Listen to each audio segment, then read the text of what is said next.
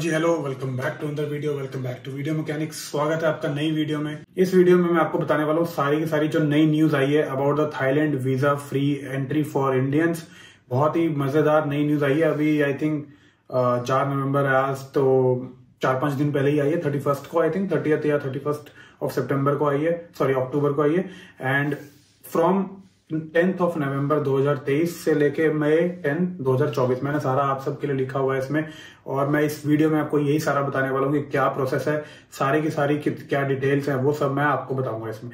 तो आपका वीजा जो है थाईलैंड का, वो है इंडियंस के लिए और ताइवान के लोगों के लिए, जो थाईलैंड ने अभी निकाला है टू प्रमोट देयर टूरिज्म।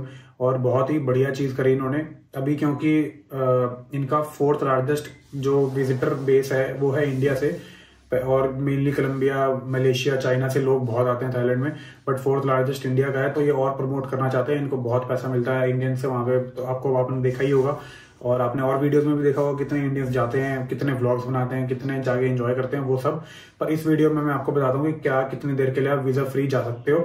पहले फीस लगती थी 2200 बाट, 2000 या 2200 बाट, 2000 फॉर नॉर्मल, 2200 बाट फॉर एक्सप्रेस एंट्री। तो 2000 इंटू 2.2 कर लो, इतने आपके लगते थे 4500-5000 के करीब टोटल थाईलैंड के वीजा के।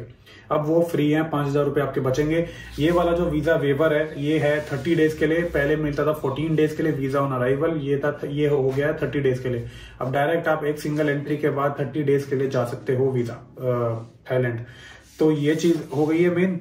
अब इसमें आपको मैं बताता हूँ क्या क्या इन्होंने बीच में इंक्लूजन है, क्या क्या मिला है, क्या क्या करना है आपको, कैसे आपको इसके लिए प्रिपेयर करना है, कैसे जाना है। सबसे पहले तो आप आइटनरी बनाएंगे। अपने डेट्स जो हैं वो मेक श्योर कि नवंबर 10 से शुरू हो, नवंबर 10 के बाद हो। अगर आपने वीजा फ्री जाना है तो नवंबर 9 को भी अगर आप अपनी टिकट करवाते हो फ्लाइट की, तो ये 10 नवंबर रात को 12 बजे के बाद से शुरू होगा वीजा वेवर जो प्रोग्राम है वो। उसका ध्यान रखना कि आप 10 नवंबर को ही पहुंचो, एक दिन बाद, सुबह 4 बजे, 1 बजे, 2 बजे, 3 बजे, 12 बजे के बाद, बेसिकली नवंबर 10 को रात को। तो उसका जरूर ध्यान रखना। मैंने भी ऐसा वियतनाम में किया था, तो अंदर आने दिया था, मतलब मेरे फ्लाइट का उसमें अलग से सीन होता है। तो इसमें ये चीज है, जरूर ध्यान रखना, नवंबर 10 के बाद आओ।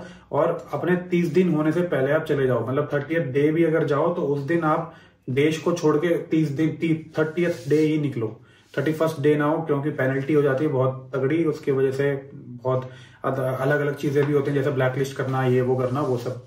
तो उसका जरूर ध्यान रखना। एंड इसमें मैं आपको बताता हूँ कि क्या क्या डॉक्यूमेंट्स आपको चाहिए, जो वहां पे रिक्वायरमेंट होती है, क्या क्या आपको लेके जाना चाहिए, क्या क्या किस किस चीज के लिए आपको प्रिपेयर रहना चाहिए। तो सबसे पहली बात कि नॉर्मली क्या क्या चाहिए होता है, वो होता है रिटर्न टिकट्स। बहुत ज्यादा जरूरी है रिटर्न टिकट्स आपकी, या तो देश के बाहर जाने की या देश से वापस आने की, अपने देश में वो वाली टिकटें होनी चाहिए। और मेक श्योर कि वो 30 दिन से पहले हो या 30th डे तक की हो, ठीक है। फ्लाइट रिटर्न कंपलसरी है, रिटर्न की फ्लाइटें। और अगर आप सोचो, मान लीजिए कि आप लैंड एग्जिट करते हैं, तो उसके लिए भी फ्लाइट ही चाहिए, ये नहीं कि आप बस से जा रहे हो, तो वो जरूरी है लेना, तो उसको ध्यान रखना। होटल अकोमोडेशन जरूरी है, होटल अकोमोडेशन का लेटर की जो आप अकोमोडेशन ले रहे हैं उसका प्रिंट आउट दिखाना है। अगर आप किसी फ्रेंड के पास जाते हैं, किसी रिश्तेदार के पास जाते हैं, तो उनका इन्विटेशन लेटर होना चाहिए। तीसरा, अगर आप एयरबीएनबी वगैरह बुक करते हैं तो वो प्रिंट आउट होना चाहिए एयरबीएनबी की लिस्टिंग का। तो ये चीज है। तीसरी चीज है proof of funds. Proof of funds वो बहुत जरूरी है, बिकॉज आप 30 दिन के लिए देखो अलाउ कर रही है कंट्री, भी बोलती है कि हमें 30 दिन, हम आपको 30 दिन दे रहे हैं, तो हमें फंड भी दिखाओ। तो मिनिमम $700 का फंड आप दिखाना चाहिए। पहले लोग लेके जाते थे 10,000 बाट फॉर सिंगल पर्सन, 20,000 बाट फॉर कपल या फैमिली। तो वो तब होता था जब आपको वीजा ऑन अराइवल की फीस देनी होती थी, 2200 बाट वहीं पे बाट में देने होते थे। तो अब आपको वो भी देने की जरूरत नहीं है, तो कोई लोड वाली बात नहीं है। नॉर्मल आप US डॉलर्स ले जाइए ताकि आपको कन्वर्जन अच्छा मिले। 700 बाट्स आर रिक्वायर्ड, जो कि मिनिमम अमाउंट है। उससे ऊपर जितना मर्जी लेके जाओ, नीचे मत लेके जाना। मतलब नीचे ले जा सकते हो, पर आपको बैंक बैलेंस दिखाना पड़ेगा बेसिकली, कि भी मैं ज्यादा लाया हूं पैसे। तो अभी ये चीज हो गई है। एक चीज और है कि पब्लिक ऑफिशियल नोटिस आ चुका है इसका, जो इनकी वेबसाइट पर है, जिन्होंने इनके वहां पे जितने भी चैनल्स हैं उन्होंने भी इस चीज को सर्कुलेट कर दिया है कि एक नया निकल चुका है प्रोग्राम लोगों के लिए, इंडियंस के लिए और ताइवानीज के लिए। तो ये सही चीज है।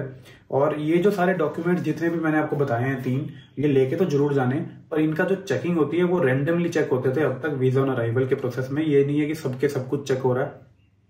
लोग मोस्टली क्या करते हैं, वो अपना पूरा एक वो बनाते हैं फाइल टाइप, और वो पूरी दे देते हैं, तो वो उसमें जाके देख के कर लेता है। मैंने वियतनाम में क्या किया था, मैंने एग्जिट का नहीं लिया था, तो मुझे इस चीज का दिक्कत था कि वो एग्जिट पूछे पर उसने नहीं पूछा, तो मेरे लिए सही रह गया। मैंने अपने हिसाब से बुक करा ली थी फ्लाइट्स बाद में, तो ये हुआ।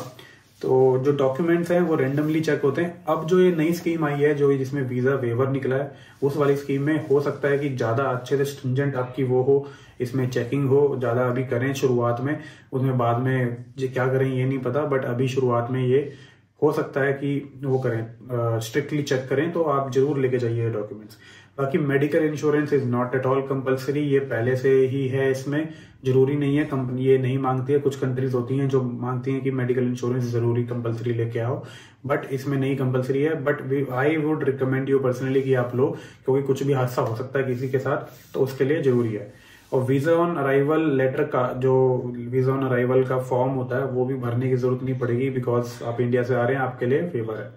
अदर देन दैट, जो आपका थाई लेटर या थाई, वो पहले थाई लेटर होता था, बेसिकली थाई कार्ड कहते थे, थाई कार्ड भरना होता था, वो 2 साल पहले बंद हो चुका है। वो भी लोग पूछते हैं अभी भी मेरी पुरानी वीडियोस में कि क्या प्लान कैसे होता है, वो उसकी जरूरत नहीं पड़ेगी। जो चीजें मैंने आपको अब तक बताई हैं वो ही हैं सिर्फ, उसके ज्यादा कुछ भी नहीं रिक्वायर्ड। आप जाइए, बस फ्लाइटों का ध्यान रखिए कि कब से कब तक की फ्लाइटें करवा रहे हैं। 10 के बाद, अगर वीजा फ्री एग्जेम्पशन के लिए जा रहे हैं तो ही, तो 10 के बाद, और 30 दिन से पहले या 30 दिन तक, 30th डे आप छोड़ दें कंट्री, बस ये उनकी रिक्वायरमेंट होती है मेनली, जिससे आपको कोई प्रॉब्लम नहीं हो सकती बाद में। ये सारी चीजें हैं जो इसमें रिक्वायर्ड है थाईलैंड के उसमें। अगर आपको कोई भी इशू हो मुझे कमेंट में बताइए, मैं बताता हूँ आपको क्या क्या इसमें हो सकता है, कैसे कैसे आप कर सकते हो। कोई भी प्रॉब्लम हो कमेंट्स कीजिए, I will definitely respond to that, I try to respond to every comment. And इसके अलावा जो भी न्यूज आती है मैं आपको धीरे धीरे अपडेट करूंगा। ये सारी मेन चीजें हैं। अपना फंड्स का ध्यान रखिए, जो अकोमोडेशन का ध्यान रखिए, डॉक्यूमेंट सारे सेम होते हैं बेसिकली। देखा जाए तो वीडियो पूरी 1 मिनट की हो सकती है कि भाई ये डॉक्यूमेंट 3 चीजें लेके जाओ, हो गया। बट आपको सब कुछ सही तरीके से अच्छे से इलेबोरेट करके बताना है, तो सेंस में मैं आपको ये बता रहा हूँ। तो दिस इज इट। मैं यहीं पे वीडियो करता हूँ खत्म। आपको आई होप काफी कुछ पता लगा हो। वीजा ऑन अराइवल फ्री हो चुका है और वीजा एग्जेम्पशन हो चुकी है, बेसिकली आपके लिए वेवर हो गया है, उसके लिए बहुत बहुत मुबारक। जो थाईलैंड जाना चाहते हैं उन लोगों के लिए भी बहुत बहुत मुबारक। कैसे कैसे जा रहे हैं मुझे भी बताइए और एंजॉय कीजिए। Thank you so much for watching. मिलते हैं अगली वीडियो में।